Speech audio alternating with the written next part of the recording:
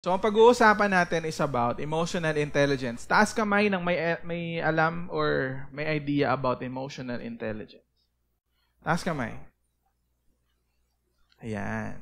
So, ito yung pag-uusapan natin. So, this is a series break. Hindi siya part ng series natin from before. Ayan. Tayo, basahin natin yung verse natin. So, ano yan? This is David talking to himself. So, yan. 1, 2, 3, go. Praise the Lord, my soul, all my inmost being. Praise His holy name. Praise the Lord, my soul, and forget not all His benefits. Who forgives all your sins and heals all your diseases. Who redeems your life from the pit and crowns you with love and compassion. Who satisfies your desires with good things so that your youth is renewed like an eagle. Sige, let's pray. Lord, maraming pong salamat, Panginoon, for this afternoon na binigay mo sa amin. Continue to give us knowledge, wisdom, and understanding as we study your word today, Panginoon. Buksan mo aming mga puso. Buhayin niyo po yung mga patay na puso namin, Panginoon. And I pray, God, that allow us, Lord, to lend our ears before you. Lord, mapakinggan namin, Panginoon, yung gusto mong sabihin sa amin ngayon.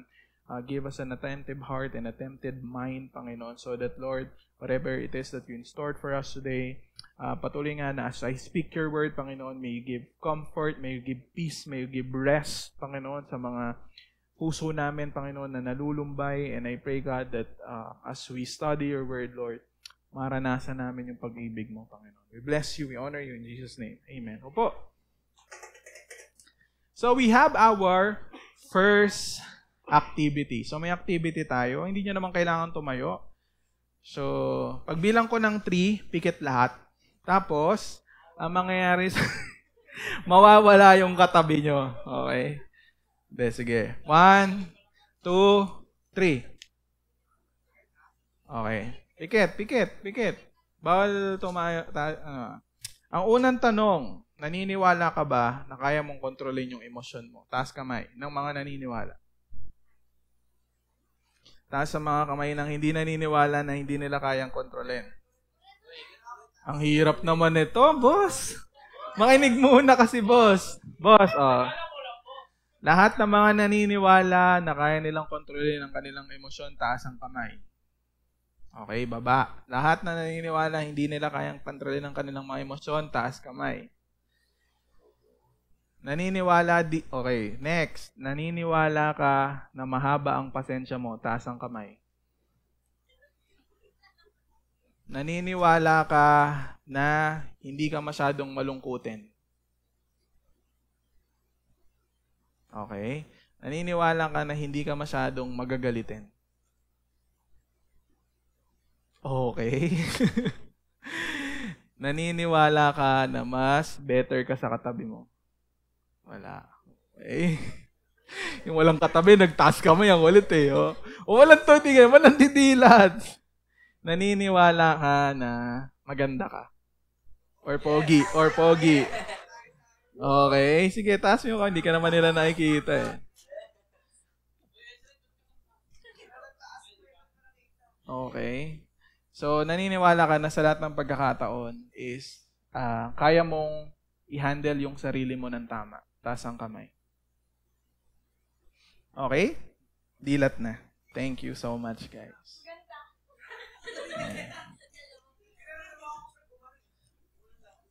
Ay, tinry nyo bang sagutin yung emotional intelligence na? Sino nakakuha ng 60 below? 60 below. Wala. 60 up. Wow. So, ibig sabihin, kaya nyong pagka 70%, I think 61% and above, high emotional intelligence. Sana all. Try mo mag-65 sa school, tignan natin. Hindi, joke lang. Okay, sige, kinig muna tayo guys ha. Bigay nyo muna sa akin yung attention nyo for this. 40 minutes? 30 minutes? Tingnan natin. Okay. So, wait lang Sorry. May isa pa pala akong activity. So, bibilangan nyo yung logo ng YL. Ayun Okay. Pagka nabilang nyo yon, may premyo. Sino yung una makakapag-chat sa akin ng tama, may prize. Okay? Makapag-chat sa akin sa FB. Ayan yung una. Ito yung pangalawa. Okay, emotional intelligence. The ability to understand, navigate, express one's feelings as well as an act of rationally compassionate in relationship. Naintindihan nyo? Okay. Uwi kayo mamaya sa bahay nyo. Basahin nyo. Hindi ko i-explain. So parang in a nutshell or in short, parang sinasabi niya, if you're emotionally intelligent, ang nangyayari sa'yo is you're able to understand yung sarili mong feelings. And at the same time, ang nangyayari, pag naiintindihan mo yung sarili mong feelings, naiintindihan mo rin yung feelings ng ibang tao. Yan. So, ibig sabihin daw, you are emotionally intelligent kapag naiintindihan mo yung sarili mong feeling at naiintindihan mo yung feelings ng ibang tao. Okay, sige. Yung ability mo na yon. Sa ancient times, so, go back lang tayo guys, no? Sa ancient times, ang sinasabi nila, ito yung motto ng mga dating tao. When I say dating tao, ito yung mga Greeks. Ito yung mga philosophers dati. Sino dito, alam nyo na yung mga philosophers is matatalino? Sige. So yung mga matatalino daw, ito daw yung motto nila. Hindi mahalaga ang nararamdaman ko, ang mahalaga is tama ang ginagawa ko. So ibig sabihin, mas pinapahalagahan nila yung truth kaysa sa feelings. So, yun yung sinasabi dyan. So, ibig sabihin, they are destroying their emotion or, other terms, instead na destroying, parang ninanumb nila yung emotion para, mangibabaw yung knowledge o yung truth. So, ang ginawa natin, tayong mga modern, tinuturo ngayon to sa atin ng social media. Ang modern times, ang motto ngayon is, hindi mahalaga kung ano ang totoo. Ang mahalaga is kung ano ang nararamdaman mo. So, ibig sabihin, ang sinasabi ng modern times is, we are destroying the truth by the emotion that we feel. So, ibig sabihin, ina-uphold natin yung feelings more than the truth. So, ibig sabihin, binaliktad natin yung ginagawa ng dating tao. So, ang nangyayari sa atin is, nagkakaroon ng imbalance sa equation. Kasi, it's either i-uphold mo yung truth pero i-despise mo yung feelings mo or itataas mo yung feelings tapos ibabagsak mo yung katotohanan. Which is, nagkakaroon ng nagka-clash. So, paano natin ngayon aayusin or ima-manage? Ito yung mga basic negative emotions natin. You have anger. Sabi mo, tignan mo nga kung applicable sa katabi mo.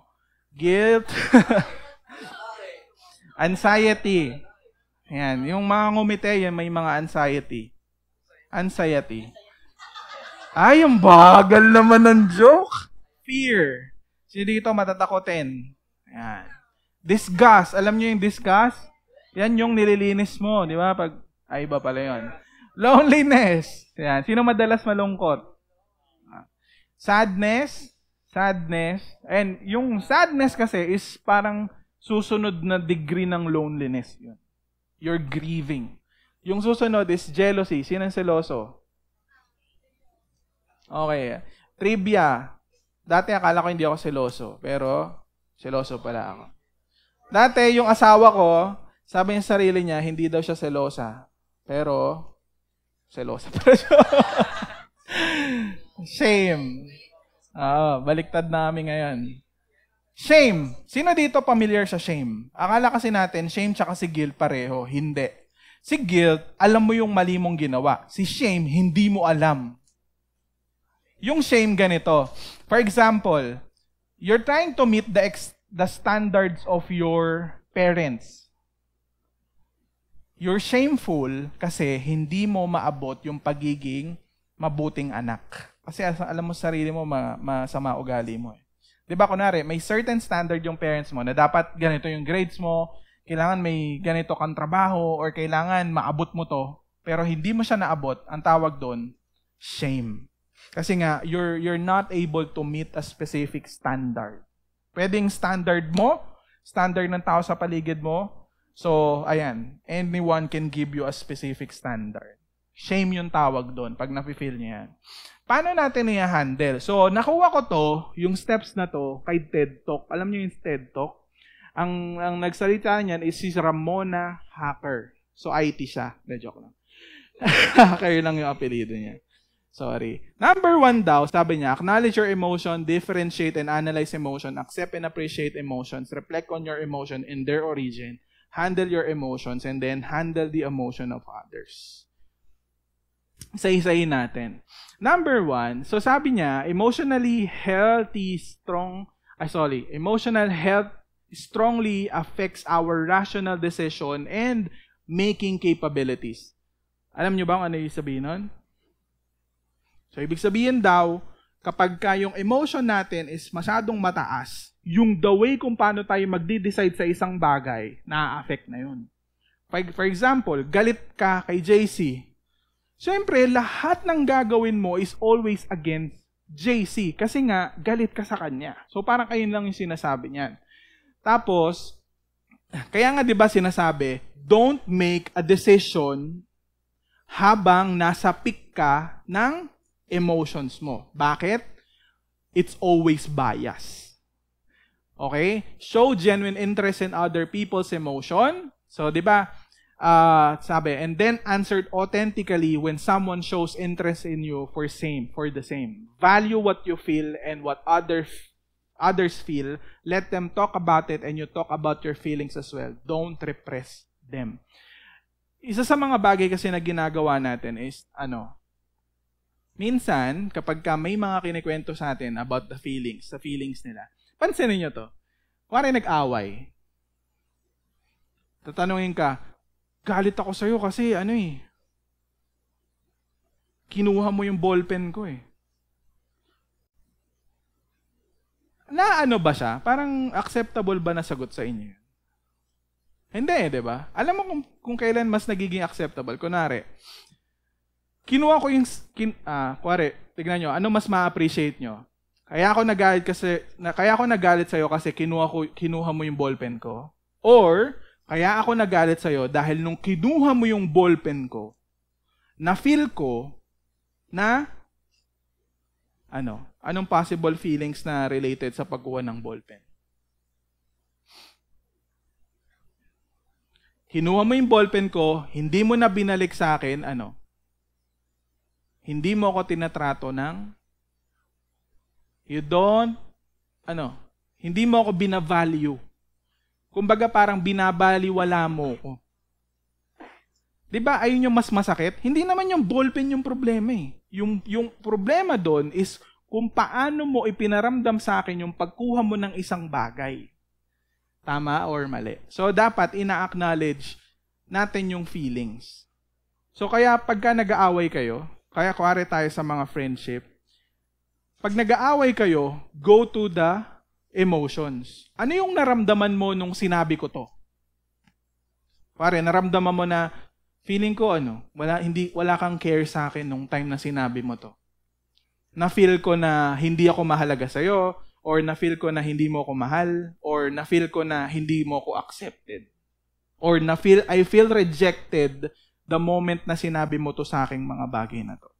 So, kapag meron kayong emotions, ang sinasabi dito is, you need to acknowledge it.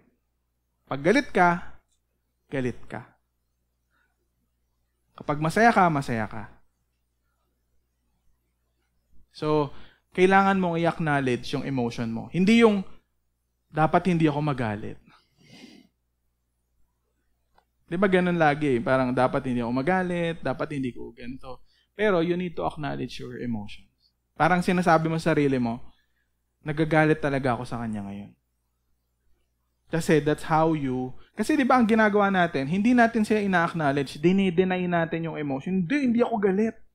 Di ba? Hindi ka galit, pero ang taas ng ng boses mo. So, kapag galit ka, kailangan i-acknowledge mo na galit ka. Hindi mo dapat dinideny. Hindi mo siya ire-repress. Number 2, differentiate and analyze your emotions. Sabi niya, sometimes feeling can be a bit overwhelming. Napansin nyo ba yan minsan? Yung feelings, parang sobrang nakaka-overwhelm. Hindi natin ma-specify what we really feel. Sino dito, pag meron kayong mga feelings na nararamdaman, na-specify nyo ba? Kung ano yun? Di ba ang hirap niya minsan? And we need to get down and specify them so that we can handle them effectively. You can never win a battle without knowing your real opponent. So, ibig sabihin, kailangan, kapag meron kang bagay na na-feel, malaman mo kung anger ba yon, fear ba yon, shame ba yon, guilt ba yon, kailangan ma-pinpoint mo kung anong specific emotion yon. Kasi, pag hindi mo siya na-pinpoint, anong nangyayari? You're fighting a wrong battle.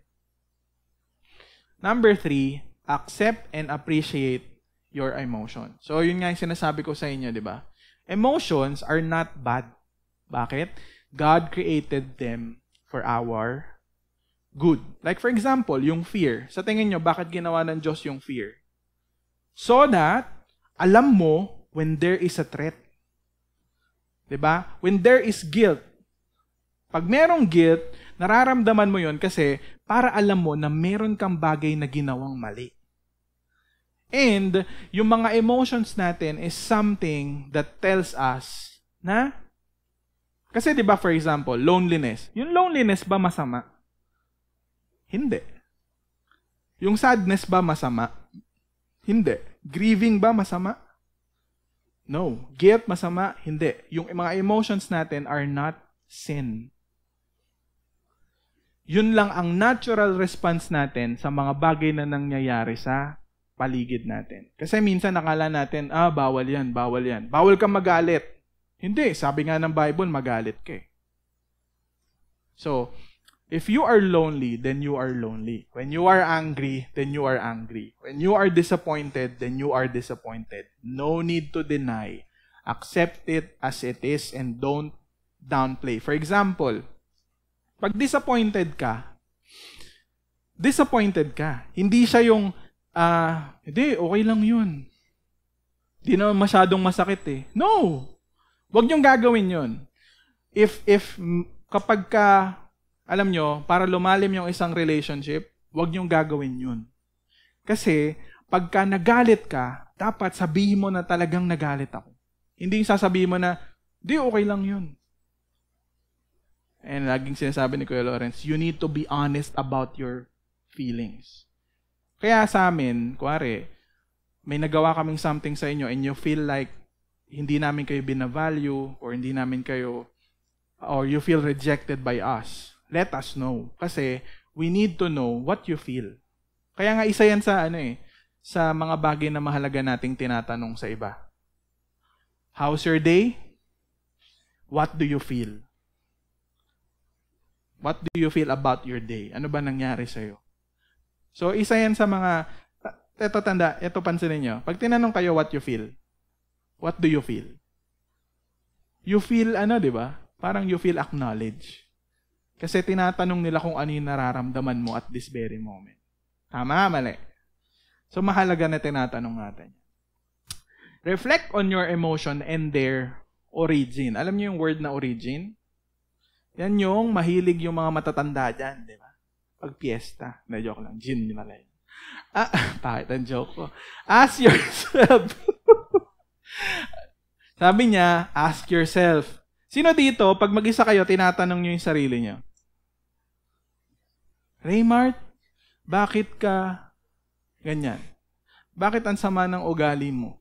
Ayan. O minsan, pagka narcissist ka, pupunta ka sa salamin, sasabihin mo, Yen, bakit ang ganda mo? Yung mga ganon, di ba? Yung tinatanong mo yung sarili mo. Pare, si Ira lalapit sa salamin, sabihin niya, Ira, bakit ang ganda mo? Mga ganon. So, tinatanong mo yung sarili mo. And, so, isa sa mga bagay na, eto tip ko sa inyong lahat, guys. Kapag mag-isa kayo,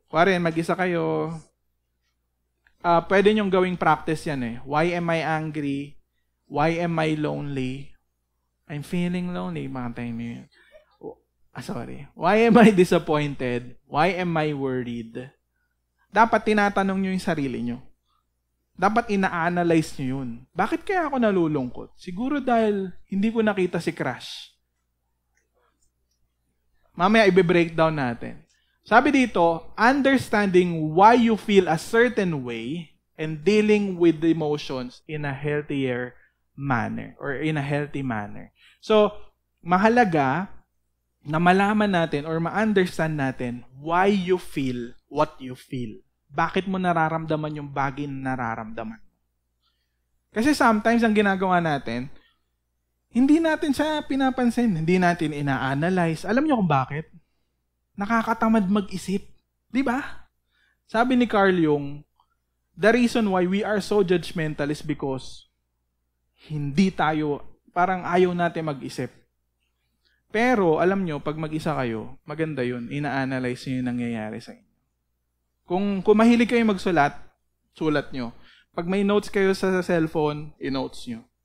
Why am I angry? Lagay mo. Kasi, di kami nagkita.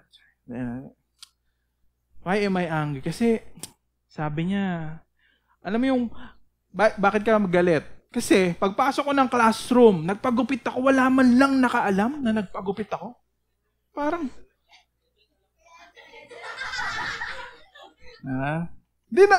hindi, aminin nyo, di ba? Sino dito ang hindi mabibwisit?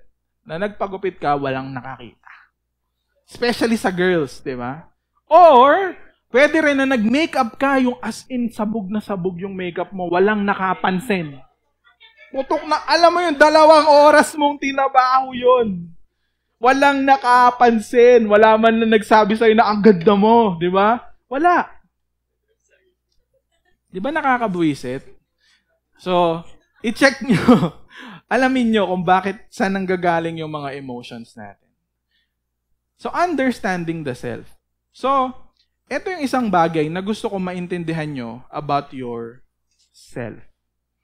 So, this comes from David Zoll. Ang ano niya is low anthropology. Nabibisit na sa akin si AJ, lagi niya narinig yung low anthropology.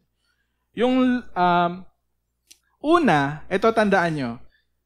Una, you need to understand that we are, Number 1, we are limited. Limited tayo in a sense na hindi mo, minsan may mga moments ka sa buhay mo na hindi mo makikita yung pinanggagalingan ng emotions natin.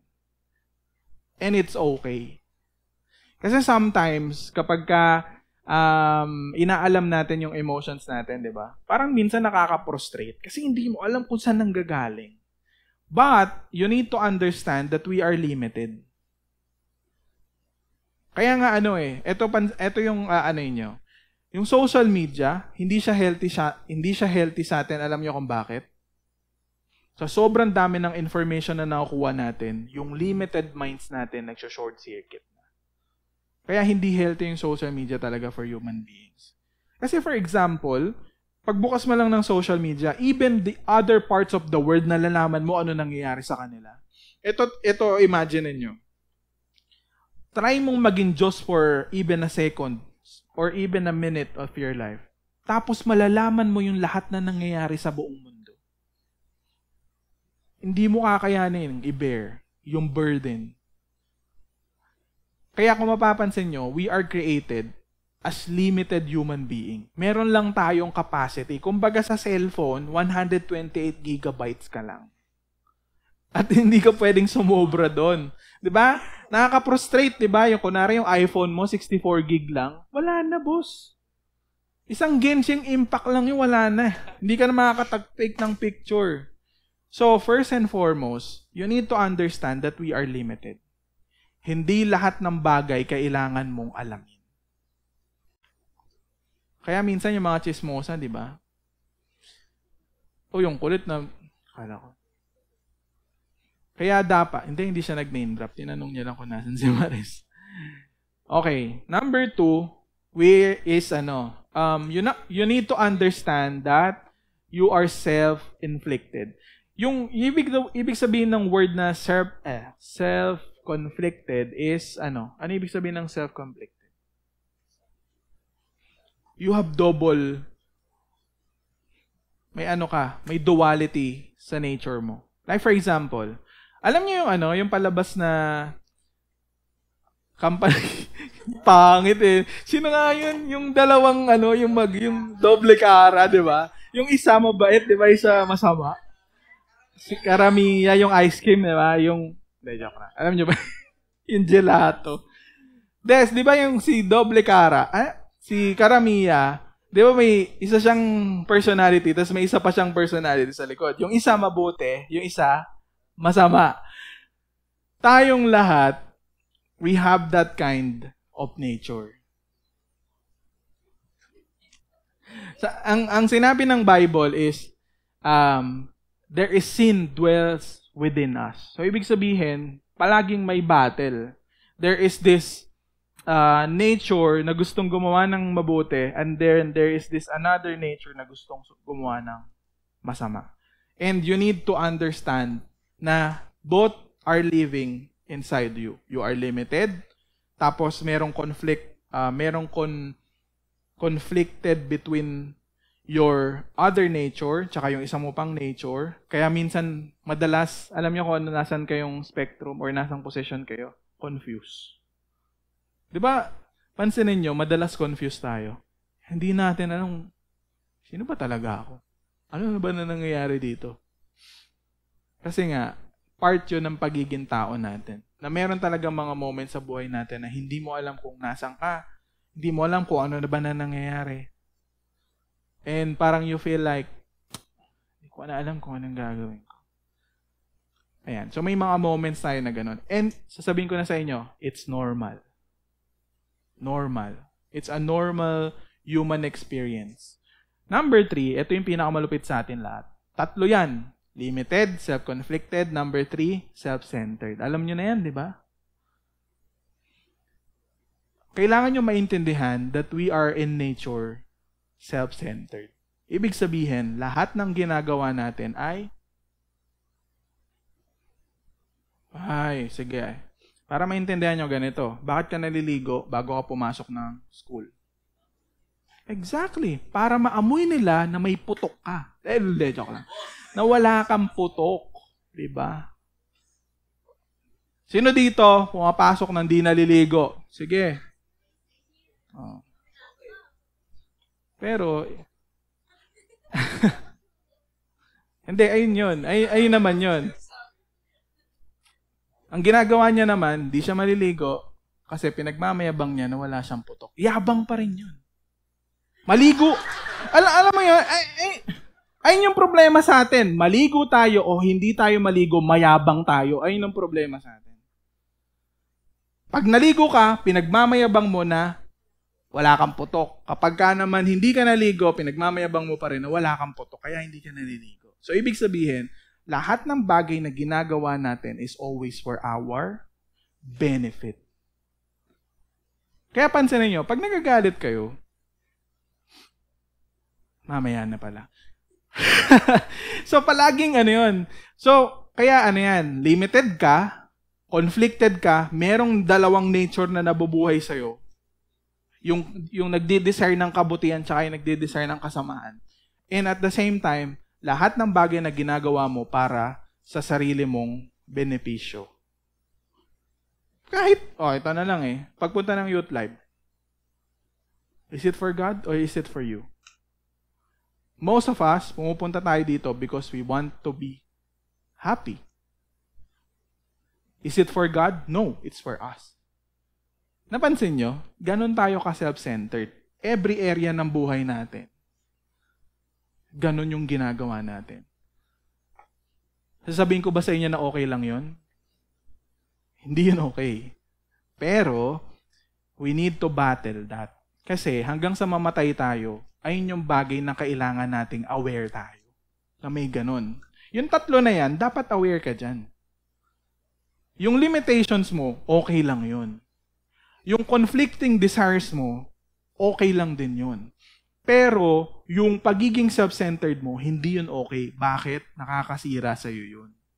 Ang ending nun, isisirain ka kasi masyado kang nakatingin sa sarili mo all of the time. Okay, nawala yung battery. Pinatay mo. Sige, ayaw niya nang marinig yung gusto kong sabihin eh. Parang ang sakit na sinasabi nito. So, 3 yon guys.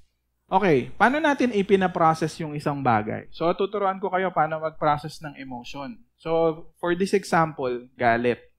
Number 1, pagka nagagalit ka, tanungin mo yung sarili mo. Bakit ka nagagalit? Sige, kasi hindi nila ako naalalang isama sa gala. Kala mo, ayun lang yung reason kung bakit ka nagagalit. Meron pang susunod dyan. Kaya kailangan mo ulit tanongin sarili mo. Pangalawa, bakit sa tingin mo hindi ka nila naalala? Kasi hindi pala nila talaga ako tunay na kaibigan at nandyan lang pala sila dahil meron silang kailangan. Hindi pa dun tapos yun.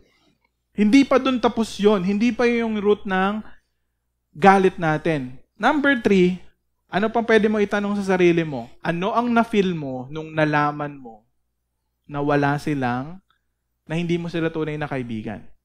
Na-feel ko na hindi ako mahalaga sa kanila and they don't care. I don't care. Diba? Parang napakanta ka ng 220. Bakit? Number 4. Bakit gaano na lang ang galit mo kapag ipinaparamdam sa iyo ito ng ibang tao? Okay, pwedeng ito yung tanong. Sagot. Kasi sa bahay namin, never kong naramdaman na mahalaga ako sa parents ko at hindi ko naramdaman na may pake sila sa akin. Simula bata pa lang. Kaya triggered yung galit ko kapag ginagawa din ito sa akin ng ibang tao. Dapat nagbo-boil down kayo dyan. Pag meron kayong pinaprocess na emotion, kailangan tanungin mo ng iba't ibang tanong yung sarili mo. Kaya na, practically speaking na yan, kailangan magtanong ka. Kaya pagka i-chat nyo ako, tas mag-uusap tayong dalawa, huwag kayo maiirita sa akin kasi puro tanong ako. Kasi ayokong sumagot agad. Kasi, for example, sasagutin ko kaagad. Anong mangyayari doon? May invalidate ko yung feelings nyo. Kasi, hindi ko pa iniintindi, tumitirada na ako ng sagot. Huwag yung gagawin yon. Kapag merong mga kaibigan na gusto kayong kausapin, magtanong lang kayo ng magtanong. Alamin nyo, ma-curious kayo, ano ba nangyayari muna sa kanila.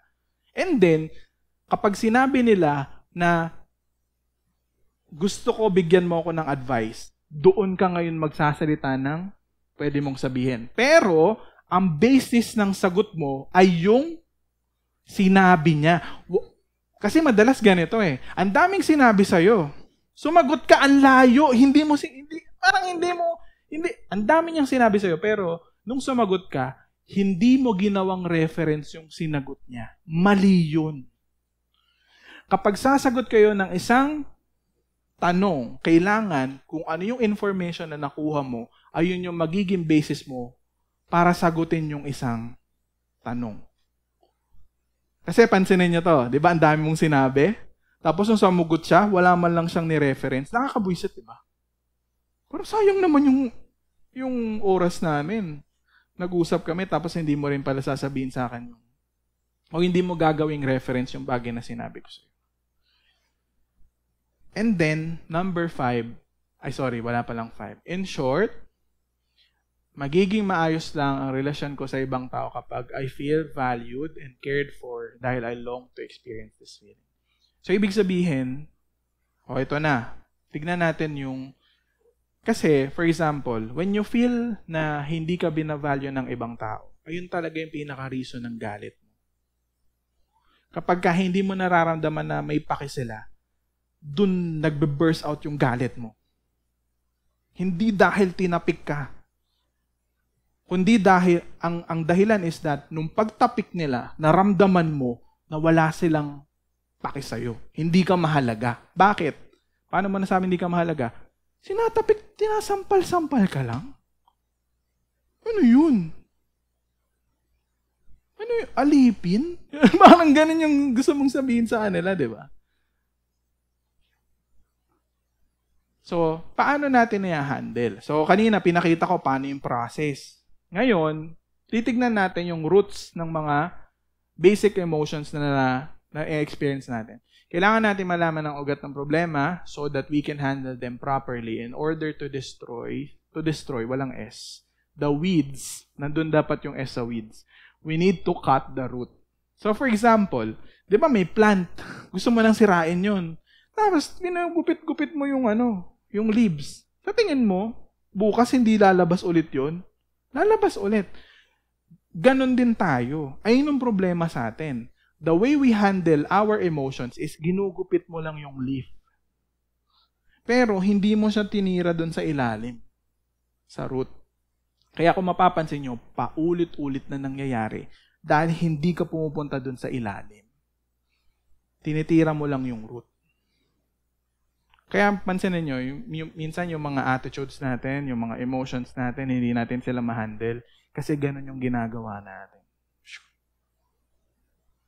Hindi mo siya inaatake sa pinaka-root niya. Kasi 'di ba, pag inatake mo sa root, tapos na yun, hindi na yun bubunga ulit or hindi na maglalabas na ulit ng leaf. Paano natin ngayon i-handle yan? Ano nga ba ang ugat ng mga sumusunod? So, bigyan ko kayong tip. Number 1, anger. Alam mo kung ano yung sinasabi mo sa sarili mo pag nagagalit ka? You're not getting what you think you deserve. Pag nagagalit tayo and peak of our anger, alam nyo kung ano? Kapag sinasabi mo sa sarili mo, hindi ko nakukuha yung bagay na gusto kong makuha. Or, hindi ko nakukuha yung sa tingin kong deserve ko dapat na makuha. Ganito gawin nyo. For this coming weeks, pag dumating kayo sa point na nagalit kayo, ayan yung makikita nyo. Kaya ka nagagalit kasi hindi mo nakuha yung sa tingin mong dapat mong makuha. It can be love. It can be acceptance. Hindi mo nakuha yung emotions. Hindi mo nakuha yung respeto. Hindi mo nakuha yung time. Hindi mo nakuha yung money. Hindi mo nakuha yung things. It's because you want something, pero hindi mo yun nakuha. It can be tangible or intangible. When I say intangible, feelings, dignidad, respeto. Ano yung tangible? Pera, iPhone 16 Pro Max. Nahahawakan. Guilt. Anong root cause ng guilt natin? Meron kang ginawang alam mong mali. Diba? Number 3, worry. Alam niyo ba kung ba't kayo nag-worry? It's because natatakot kayo na hindi masunod yung gusto mong mangyari. Kasi for example, bakit ka ba nag-worry? Nag-worry ka kasi baka hindi mangyari yung gusto mo mangyari. Yung gusto mo. Self-centered. Can you imagine? Kung sino ang kung sino sumisira sa'yo in the first place? Ikaw mismo. Ang worry mo o yung worries mo sa buhay, nanggagaling siya because of something na gusto mong mangyari. Number 4, fear. Bakit ka natatakot? Anong ultimate cause? Or anong ultimate na reason kung bakit tayo natatakot? We are afraid of losing something or someone you love. Diba? Ako, yung aso namin, natatakot ako na pag tumanda siya, maging veteran dog na siya. Mamatay na lang siya out of nowhere. It breaks my heart. Pero, ayun yung pinaka-root cause ng takot natin. Dahil, natitreten na merong pwedeng mawala. Number 5, disappointment. Yung disappointment natin or disappointments natin sa buhay, lagi siyang galing saan? Sa hindi na-meet na expectations. Ayan. Ano pa ba? Loneliness. When you feel lonely, I'm feeling lonely. When you don't feel, kailan mo ba nararamdaman yan? Sabi ni David Soul, you feel lonely because there is a shortage of love. Sino dito naniniwala kayo na merong shortage ng pag-ibig sa mundo na to? Meron na, di ba? There is a shortage of love. Ayun ang problema natin. This is my thesis. The reason why yung mga tao sa paligid natin, hindi maayos yung attitude nila because there is a shortage of love. Kaya nagkakaroon ng misbehavior is because there is a shortage of love. Yung mga tao sa paligid natin, hindi nila nararamdaman na meron nagmamahal sa kanila. Minsan ba naisip niyo yun? Kung bakit magagalitin yung nanay mo, magagalitin yung tatay mo, magagalitin yung mga tao sa paligid mo, yung mga friends mo. Sa tingin mo, bakit sila magagalitin? It's because there is a shortage of love. Tuwing kailan ka mabait, pansinin mo. Tuwing kailan ka mabait? Pag naisip nyo ba yun? Kung kailan ka mabait? Minsan, everyday, kapag ka nafe-feel mo na may nagmamahal sa'yo. Everyday nakakasila yan eh. Siyempre, laging alive. Diba? Paano naman si Kuya Edrin walang jowa? Oh. Paano na yun? Araw-araw na theme song niya, I'm feeling lonely. There is a shortage of love. Diba? Pero legit, isa lang ang reason kung bakit nagmimihisbehave ang mga tao. Because there is a shortage of love. Kaya nga ang ultimate message ng Christianity, alam niyo kung ano? Love. Kasi ayun ang isa sa pinaka-main problem ng mundo. Dahil walang pag-ibig. Ay nako, punta kayo sa classroom niyo. Tanungin mo yung kaklase mo. Ayaw mo maniwala sa akin, tanungin mo yung kaklase mo. Nararamdaman mo na may nagmamahal sa'yo ngayon? Magtanong ka out of 5 sa 50 mong classmates. Sasabihin nila sa'yo, hindi ko nararamdaman yung nagmamahal sa akin. Wag mo akong kausapin. Ganun ang sabihin sa'yo nun. Galit agad yun. Kasi totoo. Totoo. Kaya nga, diba, sobrang touching kapag nakakita kayo ng mga taong tumutulong. Kasi nga, nag-i-spread sila ng love. Kasi ayun yung mundo na gusto mo magkaroon tong mundo natin. Insecurity, ano yan? Naging sense that you are not enough. Sino dito? You think you're good enough? You think you're good enough? No, di ba? Kahit ako eh. Doon nang gagaling yung insecurities natin. Kasi we feel like hindi enough. At ito good news sa inyo. Hindi ka rarating na you are good enough. Sa mundo na to. You will always be not enough. Lagi kang kulang. Bakit? Babalik tayo dun sa umpisa. Ang sabi ko, limited ka eh. Limited tayo. Hindi natin kayang ibigay yung full. Shame. Yung kaninang sinabi ko, not meeting a certain standard. Kaya pansinin mo sa loob ng classroom, nafe-feel mo yung shame, alam mo kung bakit? May standard yung kaklase mo na hindi mo namimit. Kunwari, ito, sample, Christian ka, alam nila. Sama ng ugali mo. Ayaw mo pumasok, di ba? You feel shamed. Nafe-feel mo, di ba? Kunwari, alam nila na baboka ka, you're talking about Jesus all the time.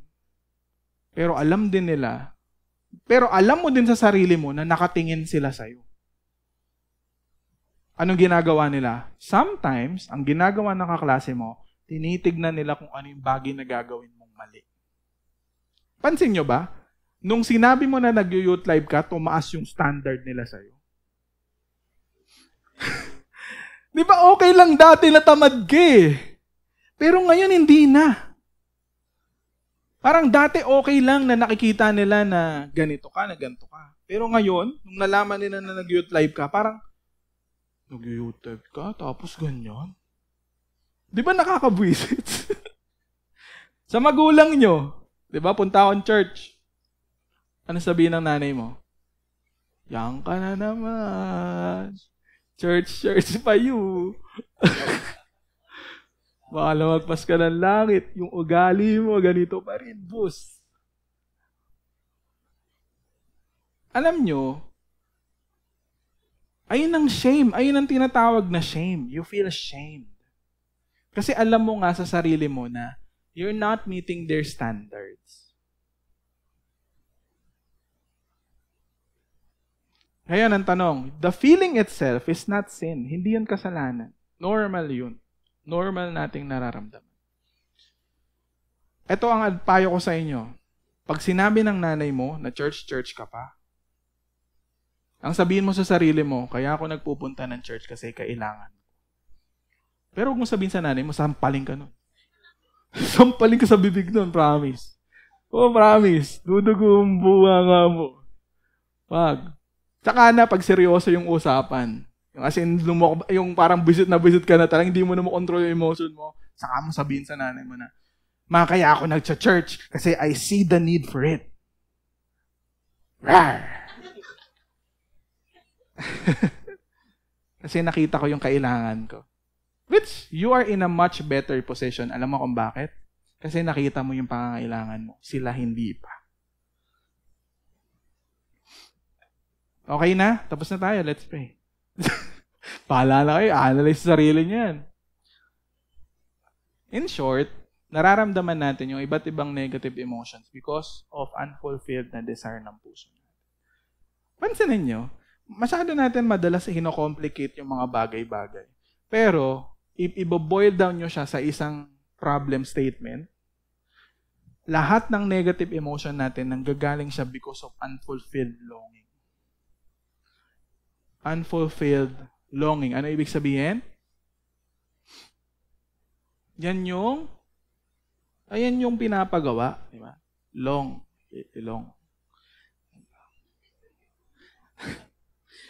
Unfulfilled longing. Ibig sabihin, meron kang bagay na gusto, pero hindi siya ma-meet.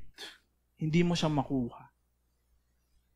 At madalas, yung mga negative emotions natin, nanggagaling siya sa desire na hindi ayun nga, inulit ko lang. Galing siya sa desire na hindi ma-meet. Gusto mong magka-iPhone 16 Pro, binigay sa'yo, Cherry Mobile. Di ba? Nakakabuisit eh. Gusto mo ng 100, binigyan ka ng 5 piso. Ano ba yun? Nakakabisit, di ba? And ito yung problema sa atin. Dito sa mundo na to, hanggang mamatay tayo, meron tayong unfulfilled longing. Ulitin ko, hanggang mamatay tayo, yung longings natin will always be unfulfilled.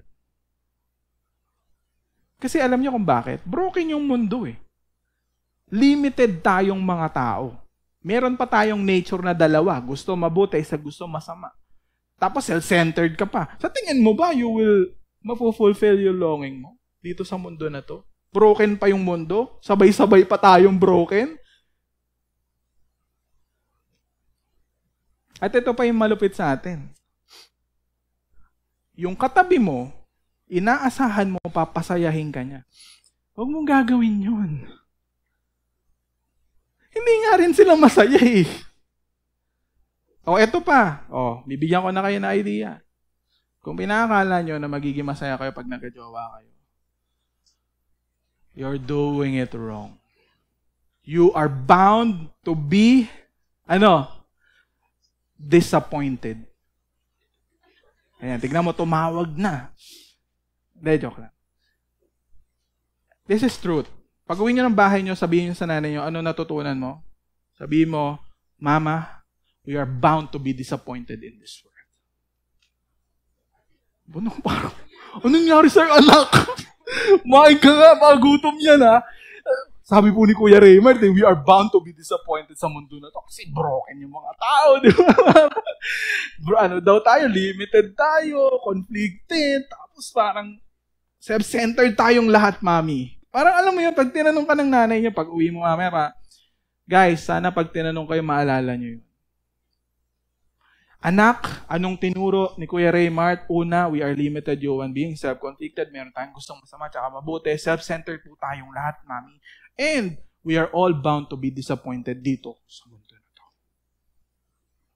Sabi na nanay mo, gutom yan, anak. Yung nangyayari sa'yo. What I want you to understand, guys, is kailangan yung i-acknowledge yun.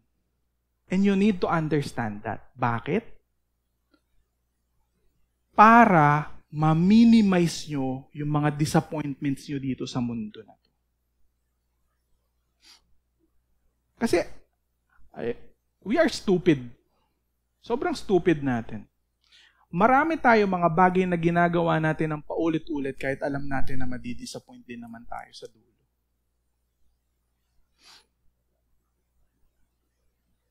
Kaya minsan, alam nyo, isa sa pinakamagandang ginagawa, pag na-disappoint ka, pag natatakot ka, kunwari, pagka nagagalit ka, alam mo what's the best thing to do? You step back, tapos, tawanan mo yung sarili mo. Eto na naman tayo, Raymond. Galit ka na naman. O, diba? Bossing, ayan ka na naman. Kamusta ang buhay-buhay?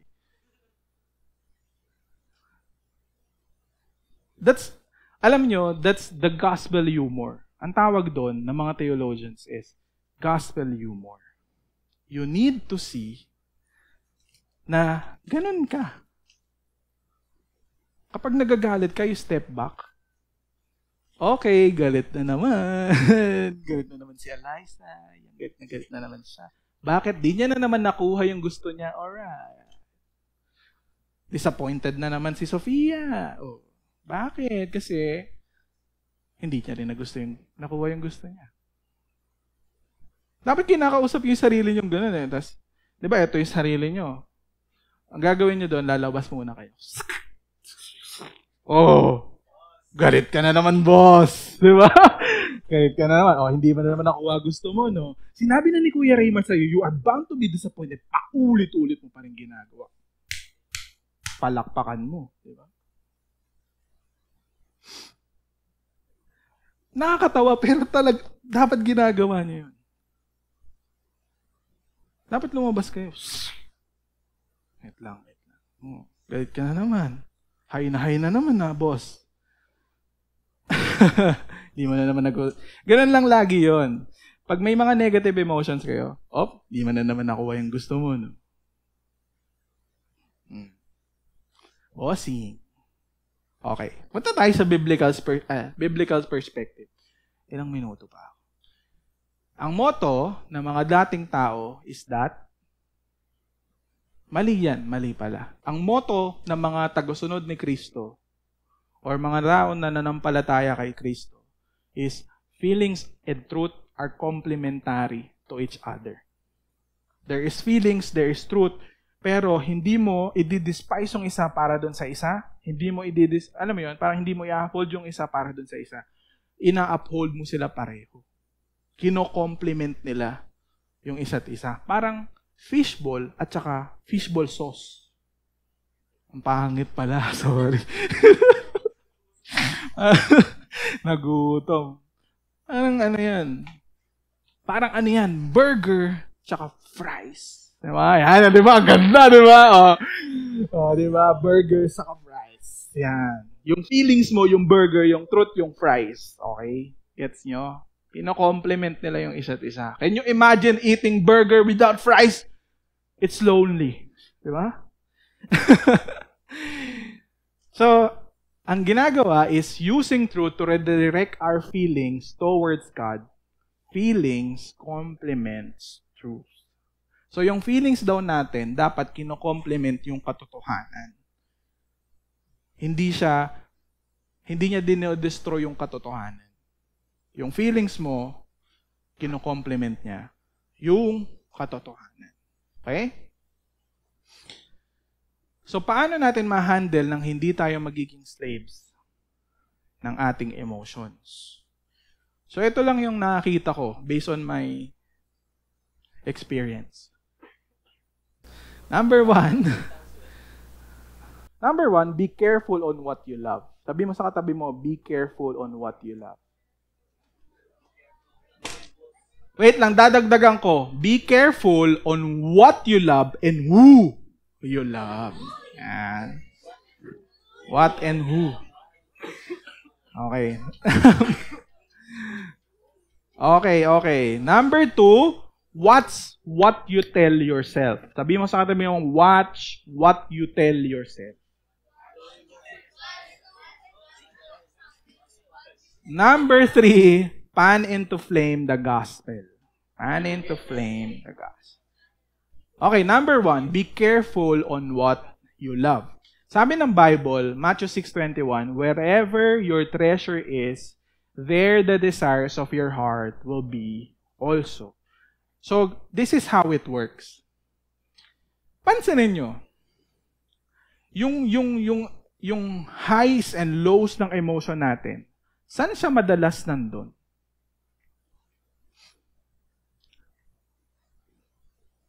Tuwing kailan ka madalas na super disappointed? For example, sobrang gustong-gusto mo na yung grade mo is 95. You love your grade so much. Tapos, ang ibinigay ng teacher mo, 71. Ay, ganito na lang para mas madali maintindihan. Si Ira, totoong buhay. Si Ira, gusto niya mataas ang grade niya. Si Kuya JC, gusto niya lang pumasok. It doesn't matter. Diba? May grade siya, wala, okay lang, boss. Ngayon, ang tanong ko sa inyo, Ira loves her grades. Kuya JC, on the other hand, don't care. Ang tanong ko, pag bumagsak ba si Kuya JC, madidepress siya? Hindi. Sino madidepress? Ayan ang sinasabi ng Bible. Ang sinasabi ng Bible, kung saan mo ibinigay yung puso mo, and then yung pinagbigyan mo ng puso mo, hindi niya na i-deliver sa'yo yung kaligayahan na hinahanap ng puso mo, you are bound to be disappointed. Kaya sinasabi ko kanina, be careful what you love. Bakit? Wala kang ang jowa, pero you love your grade so much. Eto, yung mga may jowa, don't feel superior to those who love their grades. At yung may mga mahilig sa grades, don't be superior to those na mayroong mga jowa at hindi nag-aaral. Bakit? Pareho lang kayo ng ginagawa. Magkaiba lang ng minahal. I love the grades, I love this boylet. Diba? Pero, ang ending, parehong disappointed. Whether you love a person or you love your grades, ang ending mo, disappointment. Sasabihin ko na sa inyo, guys, you will be disappointed. Bakit? Hindi kayang ibigay ng grades yung kaligayahan na hinahanap ng puso. Una, be careful where you put your heart. Be careful what you love and who to love. Ibig sabihin lang ng who to love, saan mo, maging careful ka kung kanino mo or saan mo ibibigay yung puso mo. Whether a boyfriend, a grade, school, achievements, work, lahat yan, pwede mong pagbigyan ng puso mo. Pero, sabihin ko na sa'yo, you are bound to be disappointed. Tanungin ka na nanay mo, ano natutunan mo? Be careful what you love daw. Pag binigay ko daw sa madi-disappoint ako eh. Grabe, yung mga natutunan mo dyan puro negative. Di ka na-attend next week ha. Sabihin ng nanay mo sa'yo. Di na bibigyan ng baon. Number 2, be careful on what you love. Hindi ko na i-expound. Be careful, watch? What? To tell. Watch what you tell yourself. Be careful on what you love. Watch what you tell yourself. Paano ko sinabi yon? Because sabi ng Psalms, praise the Lord, my soul, all my inmost being, praise His holy name, praise the Lord, my soul, and forget not all His benefit, who forgives me from all of my sins and heal my diseases, who redeems my life from the pit and crowns me with love and compassion, who satisfies your desire with good things, so that your youth is renewed like eagles. Be careful what you love. Watch what you tell yourself. For example, ano example natin dyan? Ano yung mga bagay na madalas mong sinasabi sa sarili? Dapat, you need to know.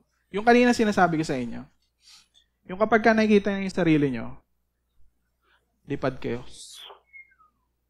Tapos, tsaka nyo babalikan, titignan nyo ulit. Wait lang. Nagagalit siya. Pansinin nyo, ano sinasabi niyo sa sarili niyo pag galit kayo? Mga wala talaga silang kwenta. Mga kampon. Ang advice ko sa inyo is that kapag ka nasa high kayo ng emotions nyo, wag nyo nang paapoyin pa ng mga salita na magpapaapoy dun sa puso nyo. Pansinin nyo to, pag galit kayo, di ba? Lalapit yung kaibigan mo. Sabihin, alam mo talaga sinabi niya sa akin yun eh. Narinig ko eh. Tapos meron pang isang magsasalita. Alam mo, actually nakakita ko nga rin silang dalawa nung nakaraan. Cheater talaga yan. Tapos biglang, meron pa isa sa gilid. Oo, nakita ko nga, ako pa nga ng libre dyan eh. Alam nyo, the more na ginaganon mo yun, the more na pinifeed nyo ng words yung isang bagay, the more na nafe-flame. For example, ako, galit ako kay AJ, no? Ako na lang, no? Hindi na si AJ. Pag nagagalit ako sa kanya, kunwari, sabihin ko, nakakabwisit. Ayun na naman yung basurahan namin. Ang away namin basurahan eh. Ewan ko, ba't ganun? Ngayon, tip pare, pag na mag-asawa na kayo, lagi yung pag-aawa yung basura. Hindi ko alam bakit. Pero lagi na pinag-aawa yung basura. So, anong nangyayari? Pag nagagalit ako, iniingatan ko yung bagay na sinasabi ko sa sarili ko. Like for example, nagagalit na ako, no? Sabihin ko sa sarili ko, yan na lang siya. Paulit-ulit niyang ginagawa, araw-araw niya na ginagawa, hindi niya talaga nilalagyan ng plastic yung basurahan. Diretso tapon agad. Nabibwisit na talaga ako sa kanya. Every time na ginagawa niya yon, talagang ang hirap hinisin ng basurahan.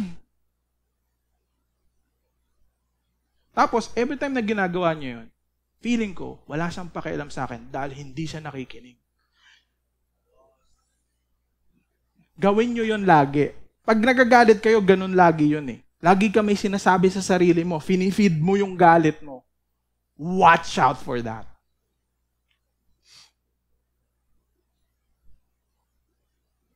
Huminga si Aya. Huwag mong sabihin yan. Don't feed your emotion. Dahil, pagka pinakain mo yung emotion na nangyayari, kakainin ka ng emotion mo.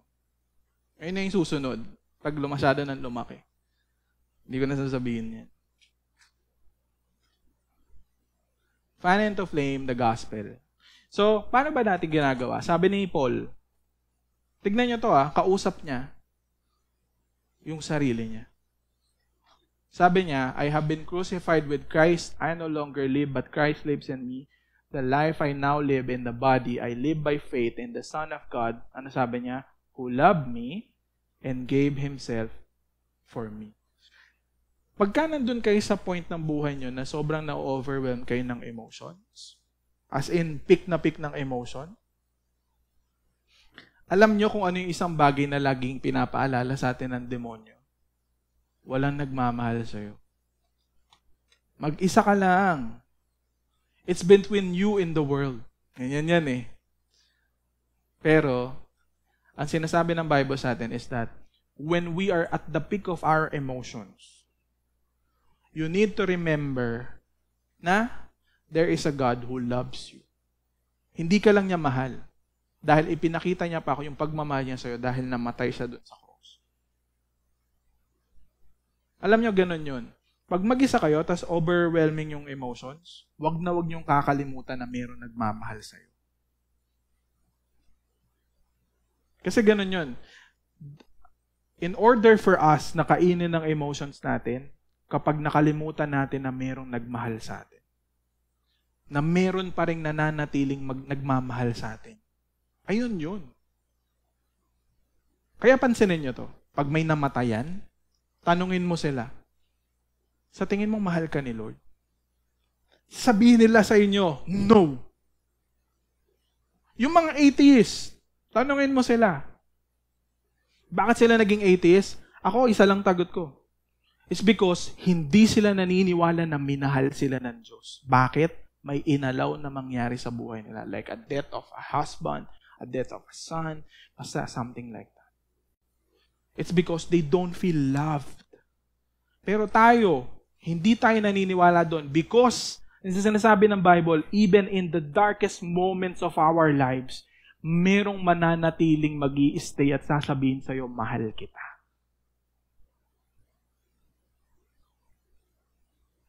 Tandaan nyo to, darating kayo sa punto ng buhay nyo na lahat ng tao will reject you at mag-isa ka na lang. Pero sinasabi ni Paul, don't ever forget this truth. Ano yung truth na yun? That there is someone who loved me at hindi niya lang ako minahal, but ipinakita niyo yun by dying on the cross para sa akin. Sabi ni Brennan Manning, define yourself radically as one beloved by God. This is your true self. Every other identity is illusion. What I want you guys to understand, kayo yung mga age nyo, ano nangyayari sa inyo? Meron kayong identity crisis. Hindi mo alam kung sino ka. Hindi mo alam kung para saan ka, ano bang purpose mo. Ang sinasabi ni Brennan Manning is, don't be confused anymore. Why? Because you are radically beloved by God. Alam mo kung sino ka? You are His child and you are His daughter, whom He loved so much. Bakit? He died for you para makapakita niya yung pag-ibig niya. My deepest awareness of myself is that I am deeply loved by Jesus Christ and I have done nothing to earn it or to deserve it. Kahit overwhelming na yung emotions natin, yung pag-ibig ni Lord sa'yo, hindi yun dahil you deserve it. It's because ibinigay niya yun sa'yo freely.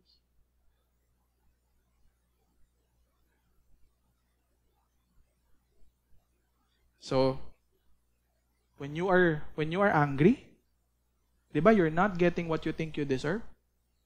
Paano mo lalabanan 'yan? Through the love of Christ. When you are angry, ang sinasabi mo sa sarili mo, ganito yung self-talk. Ang self-talk is hindi ko kailangan makuha yung pag-ibig, yung acceptance from that other person because I am already loved. Nakita niyo yun? Hindi mo kailangan makuha yun. You can let go. Kung meron mang kinuha yung ibang tao sa'yo kaya ka nagalit, you can let go. Why?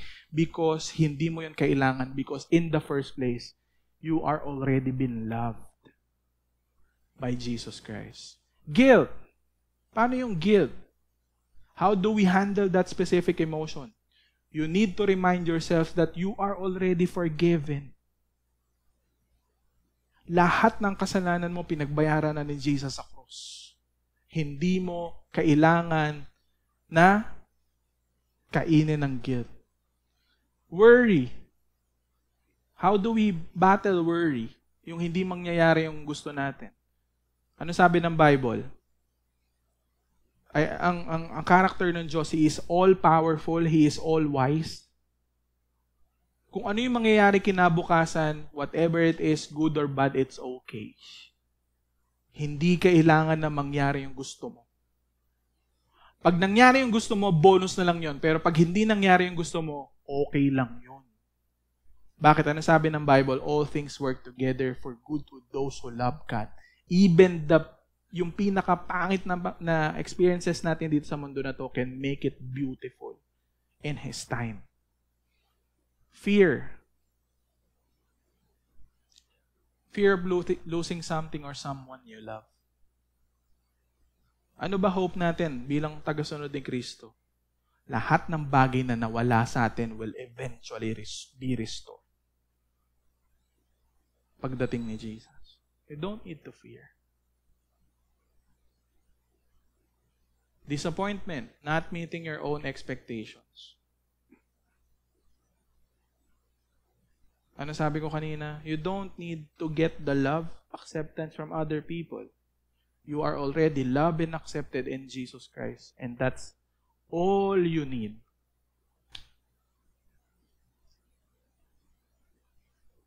Loneliness. When you are lonely, you don't feel loved and valued. Ano sabi ng Bible? You have been bought with a price. You are priceless. You are valued in God. Yung pagkamatay ni Jesus is a symbol kung gaano ka ka-valuable sa Kanya. Insecurity. You are not good enough. You're not smart enough or attractive enough. Sabi ng Bible, no. He died for you because He likes you. He wants you. He doesn't need you, but He wants you. And shame, not meeting a certain standard. Hindi na natin problema yan. Alam niyo kung bakit? Yung standard na dapat tayo ang magpo-fulfill, anong ginawa niya? Siya yung nag-fulfill. Anong sabi ng Bible? Jesus Christ came to fulfill all the requirements of the law for us so that we can be accepted by God. You don't need to meet yung standard ng ibang tao because sa harapan ng Diyos, you are already accepted. Nakita niyo yung resources natin. Hindi yan kayang ibigay ng psychology, ng philosophy. Only the Bible can give you that. Only the love of Christ can give you that resources. Pag-aralan nyo yung mga philosophy, psychology, lahat sila dead end. Yan, you are bound to be disappointed. Pero tayo, since yung Diyos natin is immutable. Ano sabi ni St. Augustine? Our God is immutable. Only the love of the immutable can bring tranquility sa puso nating lahat. Because we have an eternal God, we are not bound to be disappointed. That's the good news. Because we put our faith in the love of God through Jesus Christ and He died for us in this world, we can be disappointed, but when He comes again and restore yung lahat na nasira ng kasalanan natin dito sa mundo na to, lahat ng mga disappointments natin, mafulfill na silang lahat. Lahat ng mga longings natin na hindi na fulfill sa mundo na to, mafulfill lahat sila on His second coming. At lahat ng bagay na sa tingin mo na miss out mo, no, wala kang mamimiss out sa pagdating niya. Ano sabi ng Bible? He will wipe away every tears from your eyes. And there will be no more mourning, no more suffering, and we will be with Him in eternity. Tapos, yung fullness ng love, nandun na. We will experience that. Ayun ang hope natin. Because we have a God. Yes, we are bound to be disappointed in this world. But lahat ng disappointments na yun, mababawi lahat yun pagdating ni Jesus Christ kasi mamimit lahat ng unfulfilled longings natin na hindi na ibinigay ng mundo na to. Para maging emotionally intelligent tayo, we need to be secured sa love and acceptance ng Diyos so that our emotions will not come from a needy heart, but from a filled heart. tayong mga follower ni Jesus, kulang ng letters, sorry. Tayong mga follower ni Jesus, lahat ng bagay na ginagawa natin. Kaya the reason why mahalagang pumunta ka ng Bible, magbasa ka ng Bible, pumunta ka ng church, pag-fellowship ka sa ibang tao, so that your hearts will be filled by His love. Kasi every time na nafe-fill yung heart natin ng pag-ibig niya, we are able to manage our emotions well. Let's pray. Lord, maraming pong salamat, Panginoon, for allowing us, Lord, to be in your presence today. Ipaalala mo sa amin, Panginoon, yung pag-ibig mo. And I pray, God, that patuloy kang kumilos sa buhay naming lahat, Panginoon. Iba-iba man yung degree, iba-iba man yung stages namin sa buhay, Panginoon. Iba-iba man yung struggles namin, Panginoon. I pray, God, that patuloy mong punuin ang aming mga puso ng pag-ibig mo. Matutunan namin, Panginoon, na kumuha sa'yo. Matutunan namin, Panginoon, na mag-focus, Panginoon, sa pag-ibig mo para sa amin, Panginoon, so that, Lord, we are able to manage our emotions well. We are able to manage, Panginoon, yung emotions din ng ibang tao because we have experienced your love, Panginoon. Patuloy mo nga, Panginoon, na iparanas sa amin, Panginoon, yung nearness mo. Iparanas mo sa amin that you are there. Iparanas mo sa amin that you are our Father. Iparanas mo sa amin, Panginoon, na sa mundo na to, Panginoon, even in the midst of chaos and everything that is happening in this world, Panginoon, you are there, you are with us, you are for us, you are not against us, Panginoon. And remind us, Panginoon, that there is a God who loved us and gave Himself for us upang maranasan namin yung pag-ibig mo sa gitna ng chaotic na mundo na to. Maraming pong salamat, Lord. We bless you and honor you in Jesus' name. Amen.